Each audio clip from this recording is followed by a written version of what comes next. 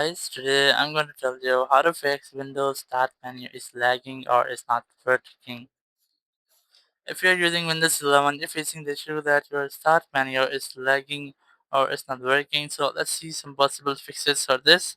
The very first thing, you just have to open your Task Manager by pressing your Control plus Shift plus ESC key. And once you have done, your Task Manager will be open here. Now, once you are in your Task Manager, you just have to locate your File Explorer here. You can also go to this detailed option and just scroll down and look for explorer.exe. Just right click on it and click on restart.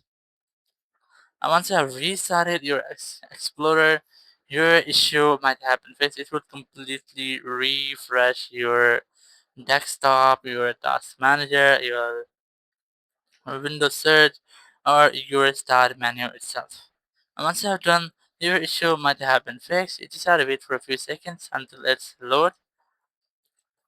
Once it's completed, your issue might have been fixed. But if it's still not fixed your issue, you just have to press Windows key plus R to open run command. Now in run command, you have to enter services.msc, then press OK.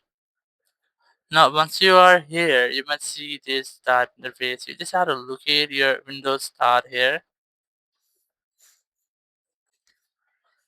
So here, just look for Windows Start or Windows Search. The very first, you have to click on any service and then press W from your keyboard to access the menu. Now here, just search for Windows Search.